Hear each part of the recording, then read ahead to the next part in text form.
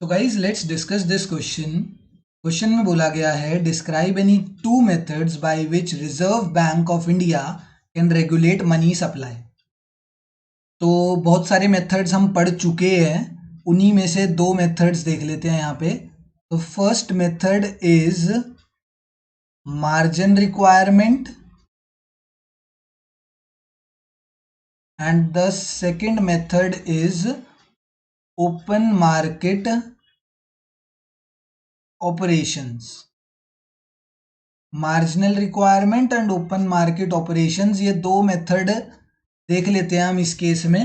ठीक है, समझने के लिए कि रिजर्व बैंक इन दो मेथड्स, और भी बहुत सारे हैं, बैंक रेट है, रेपो रेट है, और कौन सा है, लीगल रिजर्व रेशो है, और भी हमारे हैं ओपन मार्केट ऑपरेशंस। तो इसी में देख लिया, मार्जिनल रिक्वायरमेंट भी हो गया, मोरल सुएशन भी हो गया।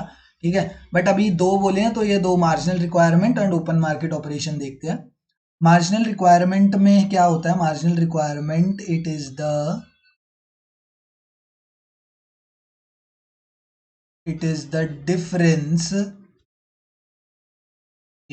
Difference between the amount of loan granted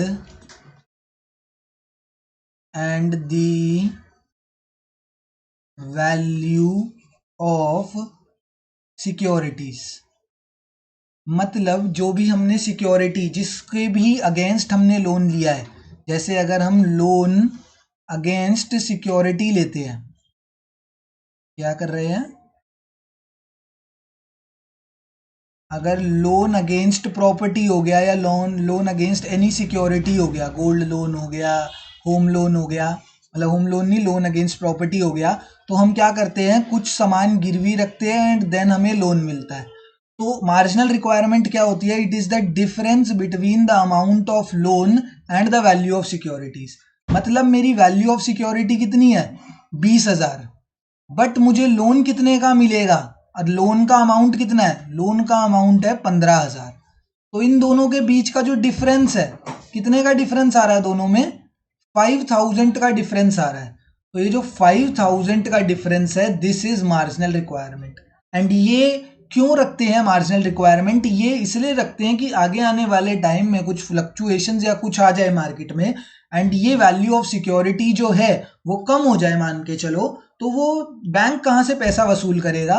तो इस वजह से वो पहले ही ये मार्जिन थोड़ा सा निकाल के रखते हैं कि वैल्यू ऑफ सिक्योरिटी अगर कम हो भी जाए तो कोई बात नहीं, हमने तो 15 का ही लोन दिया है, ठीक है ना, हमें तो अपने पैसे रिकवर हो ही जाएंगे अगर उसने डिफॉल्ट करा, बंदे ने, सामने वाले ने पे करने में। ठीक है, तो मार्जिनल रिक्वायरमेंट इसे कहते हैं। ओपन मार्केट ऑपरेशन क्या होता है? एंड इसके through money supply and increase या डिक्रीज करी जा सकती है। ठीक है, ये नहीं बोला कैसे होती है, सिर्फ डिस्क्राइब करने के लिए बोला है कि कौन से दो मेथड्स हो सकते हैं। तो दोनों की सिर्फ डेफिनेशन देखेंगे। मार्जिनल रिक्वायरमेंट ये हो गया, एंड ओपन मार्केट ऑपरेशन, क्योंकि क्वेश्चन भी देखना होता है। अब ये 3 मार्कर क्वेश्चन है, ठीक है, ये 3 मार्कर क्वेश्चन है। वैसे तुम्हारे उसमें लिखा नहीं हुआ, बट ये 3 मार्कर है, तो इसमें डेफिनेशंस दोगे तो चल जाएगा। ठीक है, बट अगर यही 6 मार्कर क्वेश्चन हो तो तुम मार्जिनल रिक्वायरमेंट भी लिखोगे, उसके वो कैसे मनी सप्लाई को इफेक्ट करता है वो भी लिखोगे। ठीक है, इंडियन कैन रेगुलेट, यहां पर तो सिर्फ डिस्क्राइब करने के लिए बोला है कि कौन से दो मेथड होते हैं, तो दो मेथड मैंने लिख दिए किससे होता है। बट अगर यही 6 मार्कर क्वेश्चन आ जाए तो तुम्हें यह भी लिखना पड़ेगा कि मार्जिनल रिक्वायरमेंट मनी सप्लाई को कैसे इफेक्ट करती है। ठीक है, अब ओपन मार्केट ऑपरेशन क्या होता है? Open market operation it is the buying and selling of securities by the central bank.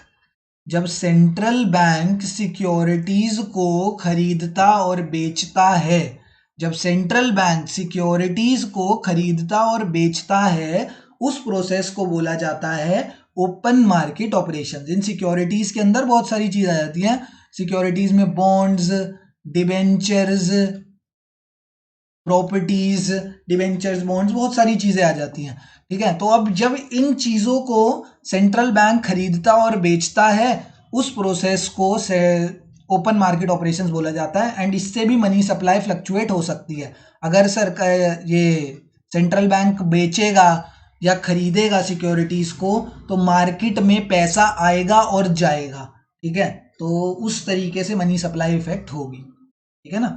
अब चीज समझना प्लीज, अगर यही 6 मार्कर क्वेश्चन होता तो सारी चीजें लिखनी पड़ती, कोई ऑप्शन नहीं होता, बट अगर 3 मार्कर है तो डेफिनेशन लिख के और समझा के छोड़ सकते हो, 3 मार्क्स आराम से मिल जाएंगे, ठीक है। एंड अगर ये चीज याद हो कि भैया ओपन मार्केट ऑपरेशन में बाइंग करने पे क्या होता है, तो सीधा वो लिख देना कि जब बाइंग ऑफ सिक्योरिटीज होती है ना, तो बाइंग ऑफ सिक्योरिटीज के टाइम पर क्या होता है, बाइंग ऑफ सिक्योरिटीज के टाइम पर क्या होता है, मनी सप्लाई इंक्रीज होती है।